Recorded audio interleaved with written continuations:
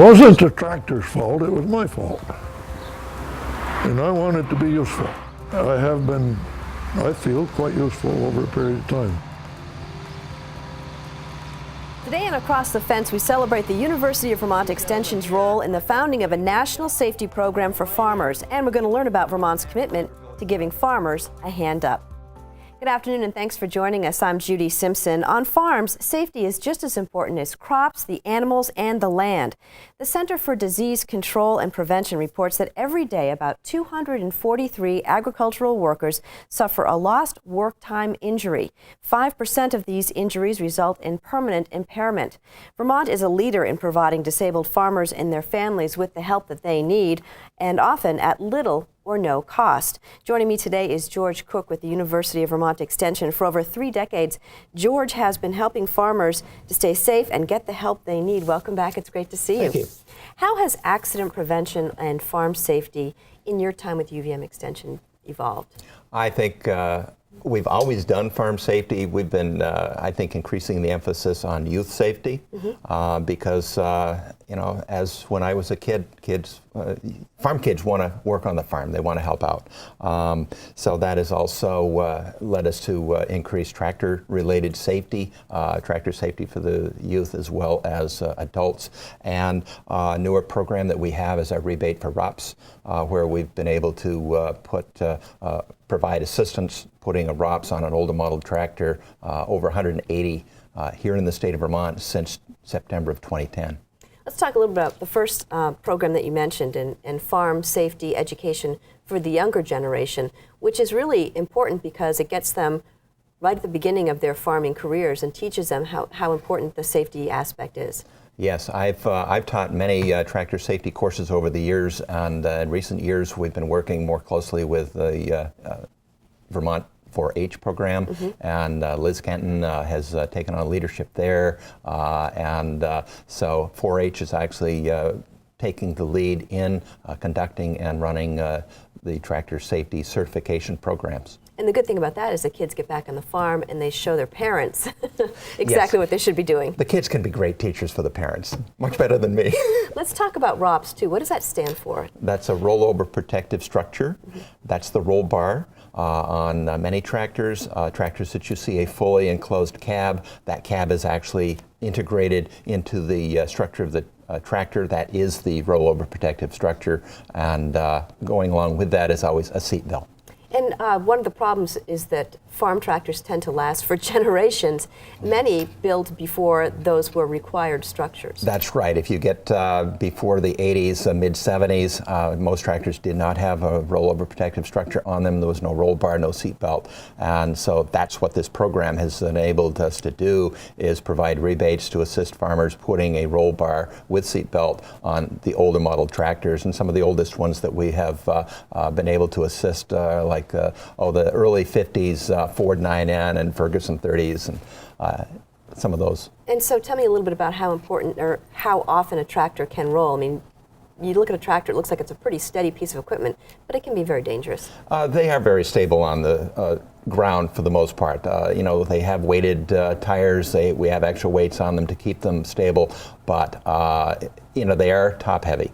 And if you have a loader on and don't have that kept low, that certainly changes the center of gravity, and they do become more unstable. And certainly Vermont does have terrain and few hills. A few hills, and if you're close to the side of a road, a ditch, if you get to a soft spot, that can pose problems.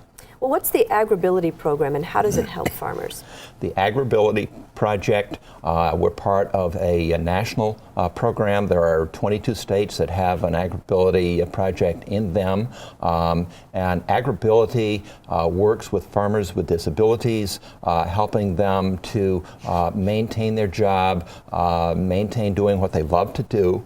And there's just a variety of ways that we're able to do that, making modifications and adaptations so that they can continue with their life's vocation, their life's work. Can you give me some examples of some of the adaptations that you've been involved with? Oh, we've had a number of them. Many times they're involving tractors, and that's the main workhorse on the farm today. And this means extra steps to get up onto the tractor more easily. The bottom step of the tractor may be too high for someone that maybe has something as simple as arthritis. So we get an extra step on. They don't have to lift the leg as high, put an extra hand hold up there to grab hold of while getting on. The seating sometimes on these tractors can be less than ideal, and we've worked with them to get improved seating. Sometimes more high tech. You're constantly looking over your right shoulder when you're working in the field, and the use of interactive television camera, put a camera back there, have a little screen right here in the front where they can watch, and that way they can see what's happening behind them without having to turn around. These seem like some kind of easy fixes. That is it the farmers just didn't really think about it, or didn't know that they existed, or? Probably all of the above. Yeah. and if a situation occurs, if it's an injury or an illness, you may never have really had to think about making these changes prior to. So we can help to be the eyes and ears, and we make a lot of referrals to others that can assist with the funding. And so how often does Agrability have to deal with serious injuries in Vermont? Well, fortunately, I think the vast majority of our consumers, our clients, are dealing with a chronic issue that they've had for years. Yes, we do sometimes have traumatic situations where there's been a serious injury or illness, and at that time you step in and take a look at what needs to be done. What do they need? What do they need not only on the job but in the house? Getting around the home, and it also involves working with the family. And so why do you think Extension is a good fit for providing these kinds of services? Well, Extension's whole role is education and outreach, and this is exactly what a lot of the Agrability Project does. We're reaching out to them. We have staff that'll go out and do an intake, an interview with them to find out more about them, what their job is, what needs they have, and then take a look at what are the resources out there that we can help refer them to. And that includes Voc Rehab Vermont. Our partner agency with the grant is the Vermont Center for Independent Living, and they're very, very instrumental in a lot of the activities. And there are various funding sources that they have access to. The grant itself doesn't have any funds that can be used for case service dollars. Okay. Well, one of the people involved in getting Vermont Agrability started is Merton Pike. He was recently honored with his family in Stowe. Across the Fence photographer Becky Gollin and associate producer Keith Silva have our story. Merton Pike lives an enviable life. He was a year old when he came to this dairy farm in Stowe. He's now 94 and still a farmer. I love to see things grow. I love to see the soil turn over and become a place to plant seeds and watch them grow. And I love to watch the harvest. And I like to see the cows eat what we've done and produce milk. Pike's age and his love for farming are even more remarkable, considering he spent the last 43 years as a double amputee after a tractor accident. I had the tractor break down in the field, and I got off to unhitch the spreader. The tractor started back so I could pull the pin out, but just as I did, my feet broke through the snow and dropped right down onto the drawbar, and one leg went under one collar and the other leg went under the other one. And it kind of ruined my feet. It wasn't the tractor's fault, it was my fault. And I wanted to be useful.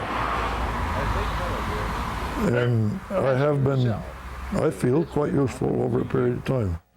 Well, this accident that I had was one of those things that you never expect is going to happen. It's Since his certainly accident, something that Pike has happened become a to me. spokesman for farm safety. Deep snow on the meadow He took made part in a video, about It Can't impossible. Happen to Me, produced by the University of Vermont Extension in 1987. The video allowed Pike to expand his advocacy and share his experience with others in similar situations. And I've been able to interview other people and seen results of a change in attitude to start with, just by talking. Sharing sharing things that we'd heard about and been through. And if it weren't for all of you, we wouldn't have the Agrability project today that we have. Pike was recently honored for his years of service. He organized support groups for farmers that helped establish Vermont Agrability, a free confidential service provided by the University of Vermont Extension. Agrability has since become a national program funded through the United States Department of Agriculture to help farmers with disabilities. George Cook oversees Agrability in Vermont. We had a program, the farm program, the Rural and Farm Family Folk Rehab program, and we worked with farmers and rural folks doing the same sorts of things. And there were those at the national level that saw the benefits and the value of what we were doing here in Vermont, and that's where it got its start. Merton was instrumental in helping people realize that this situation that has occurred in their life, and may have been an injury, and may have been an illness, does not need to stop what you're doing. I've seen Merton visit people in the hospital that are really feeling pretty down and out because they just have had a situation that has occurred, and he walks in the room, sits down and visits with them for an hour or so, and gets up, and they realize, wow, if this man can do it, so can I. You know, life goes on. You know, I certainly look to you as being, a great leader that set the foundation. Darryl Lowry was also honored at this ceremony. He worked for UVM Extension for 33 years. He too was instrumental in founding Agrability. I've enjoyed my work. It was the best job in the world, you know. And I would start tomorrow if I could do it again. Lowry knew the one way to help farmers was to give them a hand up and not a hand out. The agricultural population don't want to become, wards of the state or whatever. And so they're very, very independent. It doesn't matter whether you're minus a leg or minus an arm or what the disability is. Those people all help one another, you know. And it helped them all become more comfortable with their own disability. Agriculture ranks as one of the nation's most dangerous professions. The work started by Pike and Lowry continues with programs like the Rebates for Rollover Protective Structures, ROPS for short, which provides a rebate for farmers who install roll bars on older tractors. It's a small thing like that that makes a big difference in the life of a farmer. The services we provide sometimes are very low-key. A disability could be something as simple as low back pain or arthritis, and putting that extra step on the bottom of a set of steps for a tractor so that you don't have to lift your leg as high to get up onto it. Putting an extra handhold so that you can get on safely and get off safely. So those are some very simple assistive technology steps that we can take. Last year, when Pike's daughter-in-law asked Agrability to install a few steps on Merton's tractor, he responded in his typical selfless manner. When they came, I said, I'm getting old. I don't need all this help now. Give it to somebody that needs it more than I do. But they insisted on 2 or 3 things that they did for me. So, Agrability's assistants reminded Pike of what he's learned over his lifetime. you shouldn't stand back and not allow people to help you when you need it, and not be afraid to ask for help when you need it. And I certainly have learned to do that when I get into a situation where I need a little extra help. And I've never been refused yet. It's helpful advice at any age. In Stowe, I'm Keith Silva with Across the Fence.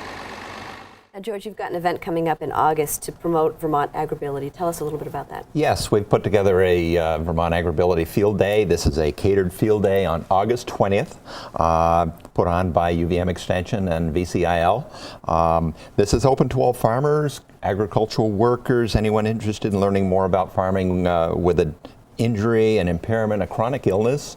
We're fortunate it's going to be hosted at the Young Milky Way Farm located in Springfield, Vermont.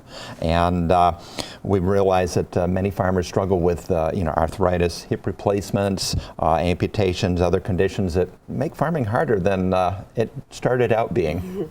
But there are some simple fixes for most folks and good information anyway. Absolutely, and this is going to give a chance for people to get together and share. And that's probably one of the most important things. We have peer support groups, and they certainly will be involved with that field day. Well, I want to thank you for joining us today.